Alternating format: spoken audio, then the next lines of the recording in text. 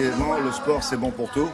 C'est même bon pour certaines maladies en prévention. Qui a dit ça? Alors, en prévention, mais attention, on est au-delà de la prévention. On parle même plus de prévention s'agissant de ce dernier colloque international, un congrès international organisé il y a quelques semaines à Paris s'agissant du cancer, avec en marge de ce congrès, eh bien, un colloque organisé par la CAMI, la Fédération nationale sport et cancer. Et là, les scientifiques sont précis. Pour la première fois, ils parlent d'effets médicaments. C'est-à-dire qu'on n'est même plus en prévention primaire, c'est-à-dire limiter les risques de cancer.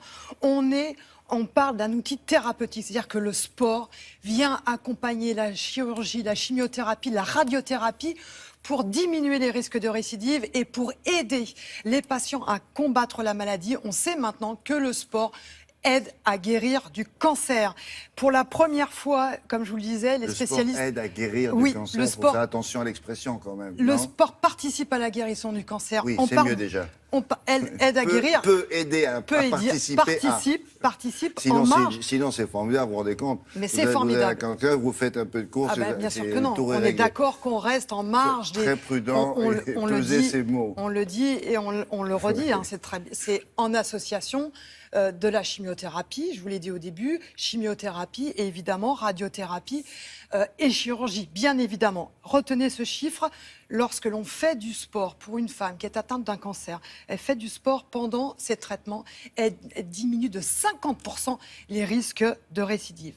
On parle d'effets médicaments, plus on en fait, plus ça marche. Alors concrètement, quels sont ces mécanismes protecteurs? Eh bien, nous avons posé la question à un oncologue. Voici ses explications.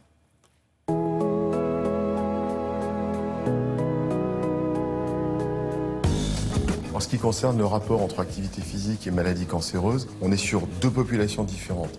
La population générale, pour laquelle l'activité physique diminue le risque de faire un cancer. C'est très clair sur les cancers du sein, les cancers du côlon, tous les cancers, en dehors des cancers dus au tabac. Cette diminution est de 20%. Ce taux de 20% dépend des modalités d'activité physique. C'est-à-dire, en gros, c'est un quart d'heure à 20 minutes de sport tous les jours, 6 ou 7 jours par semaine, ou c'est 1h30 un peu intensif par semaine.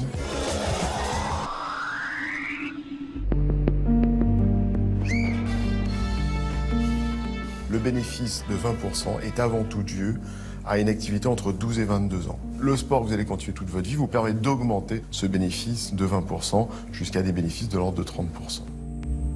Les mécanismes biologiques de cette façon d'éviter d'avoir un cancer si vous êtes bien portant et d'éviter que ça rechute si jamais malheureusement vous êtes malade sont très simples. En fait, l'activité physique augmente le muscle, diminue la graisse intra-abdominale, ce qui fait que vous baissez l'insuline, qui est le facteur numéro 1 de croissance des cellules cancéreuses, vous baissez les estrogènes, qui est le facteur de croissance des cancers du sein et du côlon.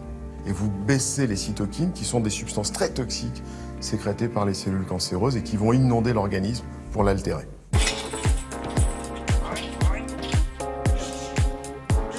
Le fait d'avoir une activité physique et sportive quand vous avez une maladie cancéreuse diminue de 50% le risque de rechute pour la quasi-totalité des cancers. Ça augmente en gros de 5 à 6% votre survie globale. Ça diminue vos chances d'avoir autre chose, diabète, maladie d'Alzheimer, maladie cardiovasculaire, ostéoporose. Et surtout, en plus, ça vous rend plus heureux, vous êtes moins fatigué. Souffle bien, récupère, allez, marche, récupération active, allez on bouge.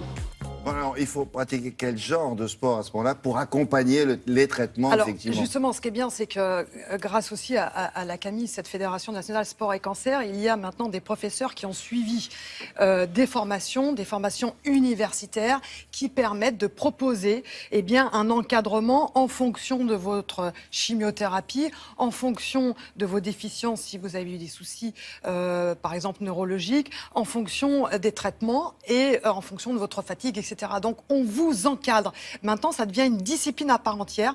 Vous pouvez vous renseigner. C'est une loi 1901, un but non lucratif. Vous allez sur notre site internet, vous tapez CAMI et vous pouvez voir autour de chez vous, dans les hôpitaux. CAMI. Fédération internationale sport et cancer, et c'est CAMI. Et vous pouvez aller vous prendre les renseignements auprès des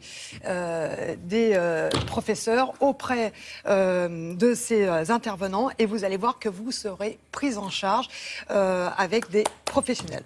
Merci beaucoup. Vous voulez faire l'acquisition d'une nouvelle voiture, mais vous n'avez pas forcément l'envie ni le savoir-faire.